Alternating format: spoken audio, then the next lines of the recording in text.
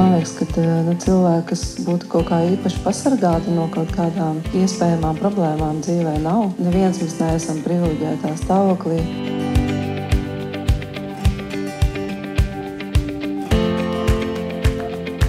Pirms 10 gadiem man piemeklēja tāda diezgan spēcīga krīze. Daktori viņu sauc par veģetīvo distoniju. Kādu laiku atpakaļ man bija tāds populārs vārdu salikums izdegšanas sindroms, kuru pavadīja tādas lietas kā bezmiegs, garastāvokļa svārstības, trauksme, depresija.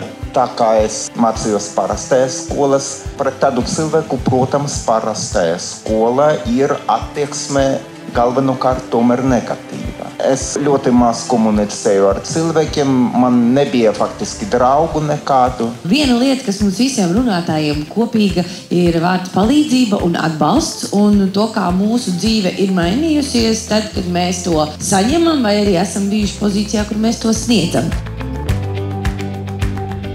Man bija iespēja mācīties par režisoru, un vienmēr to, ko tev pasniedzēja māca, ir tas, ka pirmās filmas vajag taisīt balstoties savu pieredzi, tēmu, ko tu pārzini, un tāpēc tas izmisums bija kaut kādā ziņā tāds loģisks rezultāts. Pēc šīs grāmatas iznākšanas esmu diezgan daudz vēstules saņēmis no saviem draugiem, kuri jautā, kas mani, vai man ir viss kārtībā, ka man tāda grāmata iznākusi.